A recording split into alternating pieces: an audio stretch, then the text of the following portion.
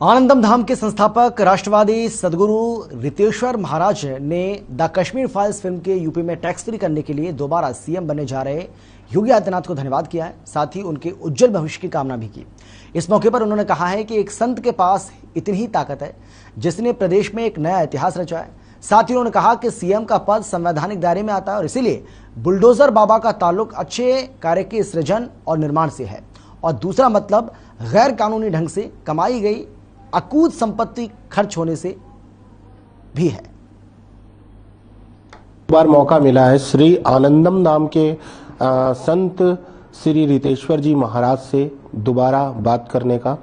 आज उनसे जानते हैं सामाजिक गतिविधियों को लेकर कुछ बातें और आइए चलते हैं सीधे उनसे बात करते हैं। करने का प्रचलन काफी तेजी से बढ़ता जा रहा है, इसे क्या हम नए सामाजिक परिवर्तन की तरफ देख सकते हैं? मुझे लगता है भारत की संस्कृति सदा से भगवामय रही है और संत के वस्त्र ही हमारे देश के वस्त्र रहे हैं राष्ट्र के। बीच में बॉलीवुड की संस्कृति ने और पाश्चात्य संस्कृति ने सब कुछ बिगाड़ा था, जहां हम अर्धनग्न कपड़े पहनते और जिन कपड़ों का कोई औचित्य नहीं वो हम पहनते थे। यद्यपि मैं इसके विरुद्ध नहीं हूं, अभिव्यक्ति की स्वतंत्रता है, जिसको जैसी इच्छा पहने, परंतु भारत में पुनः सनातन गौरव वापस आ रहा है और प्रतीक के रूप में ये वस्त्र आ रहे हैं, तो ये बड़ा सम्मानजनक बात है और सबको इसका स्वागत करना चाहिए। मैं तो यंग बच्चों को देख रहा हूं कि भगवे कपड़े पहन रहे हैं, कुर्ते पहन रहे हैं, भगवे चुन्नी लेके चल रहे हैं, तो ये बहुत शुभ संकेत है, क्योंकि प्रतीकों के प्रति जब प्रेम होता है तो उसके भीतर छिपे हुए उसके अर्थ को भी जानने का हम प्रयत्न करते हैं और धीरे धीरे इस संस्कृति को हम आगे ले जा सकते हैं। गुरु जी कहेंगे कि आजकल संतों के चरित्र को लेकर समाज में काफी भ्रांतियां फैली हैं, इनके चरित्र पर भी उंगलियां उठती रहती हैं। इसमें जो अच्छे संत होते हैं उनके ऊपर भी छींटे आती हैं। संत बनने वाले जो दागी चरित्र वाले लोग होते हैं उनके बारे में आप क्या कहेंगे? देखिए, पहला तो मैं शब्दों से राय नहीं रखता कि संत भी हैं और चरित्रहीन भी हैं, दोनों नहीं हो सकता। जैसे कोई कहता है उजला भी और काला भी, ऐसा नहीं हो सकता। कोई कहता है ठंडा भी है और गर्म भी नहीं हो सकता, या तो चाय गर्म होगी या चाय ठंडी होगी। तो संत जो होगा वो चरित्रहीन नहीं होगा और जो चरित्रहीन होगा वो संत नहीं होगा। संत के नाम पर जैसे रावण सीता जी का हरण करने आया, हमारी भगवती का, तो क्या पहन के आया? संत के वस्त्र में आया, भगवे वस्त्र में आया।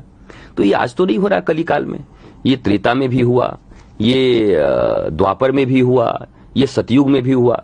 हर युग में हम रूप का, वस्त्रों का दुरुपयोग करते आए हैं और आज भी कर रहे हैं। ये और ये बात सिर्फ संतों के लिए नहीं है, बोले नेता के वेश में आप आए हैं और लूट रहे हैं, डॉक्टर के वेश में डॉक्टर बन गए हैं और किडनियां निकाल रहे हैं, इंजीनियर बन गए हैं, ऐसे पुल बना रहे हैं कि लोग गिर के मर जा रहे हैं, पुल गिर जा रहा है।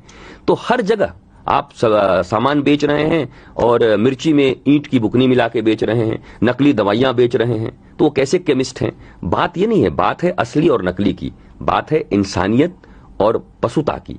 जब इंसानियत और धर्म जिंदा होता है तो वही मनुष्य श्रेष्ठ कर्म करता है, और जब उसके भीतर पशुता आ जाती है और लोभ आ जाते हैं, इंद्रियों के वशीभूत होकर काम करता है, मन के अनुसार काम करता है, मनमौजी चलने से जीवन में आप पशु ही बने रहेंगे।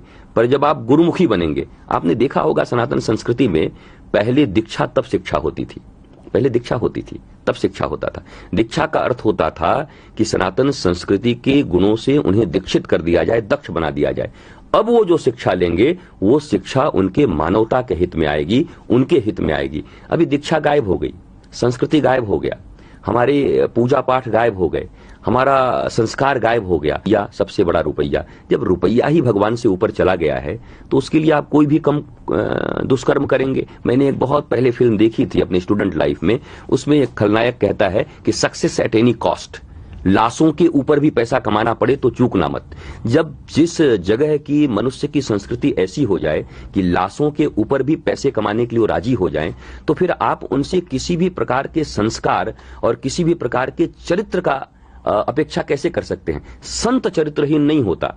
चरित्रहीन कभी कभी संत का वेश पहन करके समाज में अपनी चरित्रहीनता, अपनी इंद्रियों के पोषण पूर्ति के लिए एक अच्छा वस्त्र उसको चाहिए होता है, इसलिए संत का वेश पकड़ के आ जाता है। इसलिए संत को चरित्रहीन नहीं कहा जा सकता। एक बात और मैं कह सकता हूं इसमें कि देखिए, चरित्रहीनता जिस शब्द के लिए आप कह रहे हैं, तो मैंने एक दिन और आपसे कहा था, विश्वामित्र भी फिसले थे मेनका के साथ, लेकिन जब दूसरी बार रंभा आई तो विश्वामित्र ने कह दिया मैं एक ही बार फिसलता हूं, अब मैं जागृत हो गया हूं कि इंद्रियां मुझे गुलाम बना लेती हैं, मुझे मेरी साधना से गिरा देती हैं, इसलिए मैं अब दोबारा गिरने वाला नहीं हूं। तो कभी कोई गिर सकता है अपनी इंद्रियों के वशीभूत होकर, लेकिन दोबारा अगर वो खड़ा हो जाए, न गिरे, तो बात बन जाती है।